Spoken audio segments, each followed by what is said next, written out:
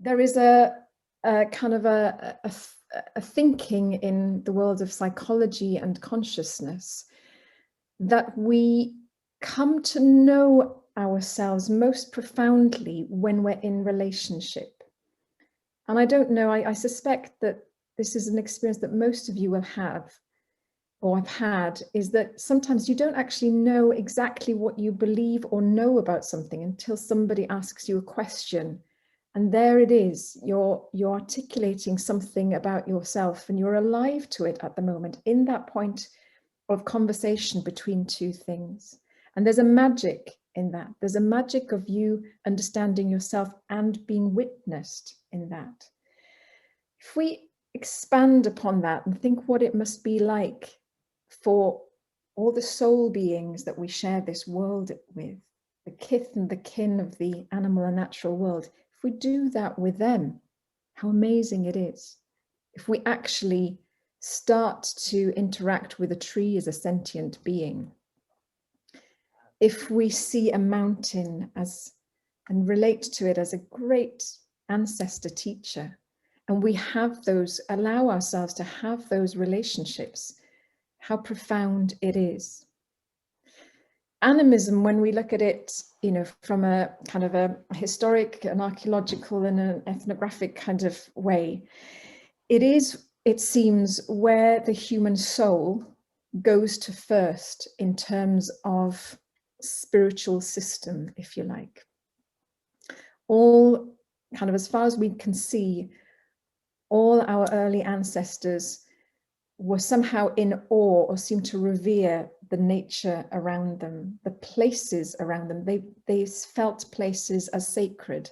And that interaction of making something sacred is, we have to act as if that place is sacred, therefore it becomes sacred. And that's something about the relationship that we will be cultivating along this journey with particular places. It's very difficult for the human brain to carry this thing of everything being sacred all the time. And so what we do is we have these little de facto spaces where we make a shrine or something. We say, this is sacred, but it stands for all. It's a small place where I can relate to, where I can honor that sacredness, but it stands for all. And so that interaction, that living in a much more reciprocal way is at the heart, and a much more holistic way is at the heart for me of animism. I often think visually, and I think about the shift from kind of where we are at the moment generally in the world, as we have this phrase, the web of life. And we as humans, I see an image of one person standing, looking at this image of a web with all the animals and creatures and nature on it and going, that's the web of life. In the terms of animism, it's about that human being stepping into that web of life and actually feeling, sensing our own place within it and feeling in the ecosystem of it, in the habitat of that and the interaction of all of life. And part of that journey is rewilding ourselves. So our task in reanimating the universe is to begin to understand these states of our experience, of our interrelatedness, as being relating to who at that point in time. Who is dusk? Who is dawn? Who is midwinter? Who is midsummer? Who is the sky above? Who is the earth below my feet? What are their moods? What is my mood in relation to them? What mood do they evoke in me when I interact with them? What mood, potentially, do I invoke in them when I interact in them? Is there a relationship between these? Now, we wouldn't tend to see causal relationships the other way around. So we would say, yes, in midwinter, you know, I might feel very inward because it's dark, or because the sun's not round, and because it's an inward time. But to what extent does my inner mood actually reflect, or in some sense invoke, the quality of the mood of midwinter? That's a difficult one for us to get our head around. But in an animate universe, it's absolutely true to say that in as much as I am invoked by the circumstances I find myself in, by whom I'm relating to, I also invoke in the other. So I invoke the direction south, I invoke the sunset, I invoke the sunrise, I invoke midnight and midday, in as much as I am invoked by them. So what we see is this quality of mutuality starting to emerge in that, and that's absolutely critical. So it's quite a leap for us in Western culture to begin to, in a certain sense, formulate this notion of this interactive dynamic between ourselves and the who-ness of the different experiences of stance that we find ourselves in relation. And going back to the language, or going back to the way that we can peel back all the layers to get to a raw, authentic relationship with the land, I think that's all that it takes. It's where you feel that you're connected and where you're willing to respect and honor the land. And you know, the planet belongs to all of us, and we need to find our place within it, because that's the only way that we can be truly useful to each other and to the world. So no, I think it's where it feels that you are able to unlock your own connection.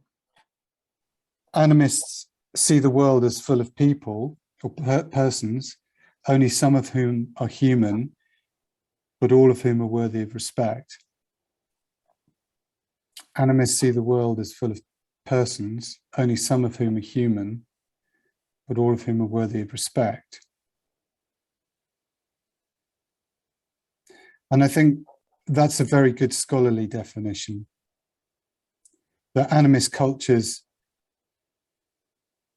don't see the world in a mechanistic way.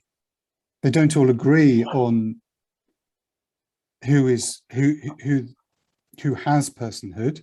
That will vary from culture to culture, but for some it might be a mountain, for others it might be weather, for some it might be certain rocks, but not others. But there is an etiquette involved in dealing with the world, in being in the world. Respecting persons doesn't mean you don't eat them, but it might mean that you have to do certain rituals before you hunt them or pick them or gather them. You might have to do, there might be an appropriate etiquette to your interactions with these other than human persons. So this is me speaking. So that's the contemporary scenario. And so as individuals and as a group who are exploring the question of the ideal of animism, of ultimate connection, we're trying to bring this ideal into the reality of our current circumstances. And as I said earlier to the small group of us that were gathered, I don't think this is anything new, honestly and truly. I think we've always had ideals which are projected into our psychospiritual nature, which are projected into that part of us that strives towards something. And we've always had a contemporary scenario, which is challenging, because existing in life is challenging, always challenging, and it's profoundly challenging. Being in life is really no easy business, and we're constantly presented with the obstacles and the profound grapplings that we face in staying in life and being in life. And as part of that, we strive and have strived ever since to incorporate within that, or bring into that, our ideal notion of total connection, total aliveness, completeness in all its different senses. And the contemporary is never that. The contemporary is often, and has probably always been, an expression of, to some extent, that aspect of us which has disconnects, which has dystopia, which has a sense of not belonging. And so we strive then through our practices and through our cosmological explorations and experimentations to bring that ideal as present as we can. And that's what we're doing here now, as we have probably done since time immemorial as human beings. So we're doing something old here, as much as we're living in a universe that is now, that is unprecedented, because it's always unprecedented. The universe we live in is always unprecedented. It's this moment was never before, and is now. So I want us to be thinking in terms of that, to be feeling in terms of that, that position in ourselves where we're trying to bring something present, and we're experimenting with it in a host of different ways. And we're experimenting with all of this within the limitations of the contemporary. The contemporary always represents the totality in some way being condensed down into some form of limitation. And so the question we've always sat with, and the question we sit with now, is how do we bring this totality into this limited experience, into this experience which has been condensed into a very particular framework that has a tendency to exclude, and our desire to include or to explore what including looks like.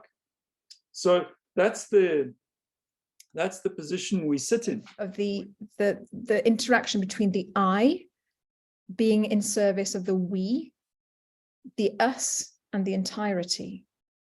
So it's kind of, as well as kind of developing a sense of self and centered humanity, it's also kind of getting out of the way, not being too wedded to the I. It requires a dedication to make ourselves available and open to the conversation with all life and to be in service to it. And it's that purposeful listening, that conscious, purposeful listening, and the acting and interacting with the web of all creation, that in Welsh I would call nwyfre, that quality of the essence of the web, is what I think magic fundamentally is. And it's indivisible with nature when understood as its deepest and most profound and all-encompassing level. As one of you said earlier, nature seems to be everything. And therefore I would say the possibility of magic is in the interactions between that everything as well.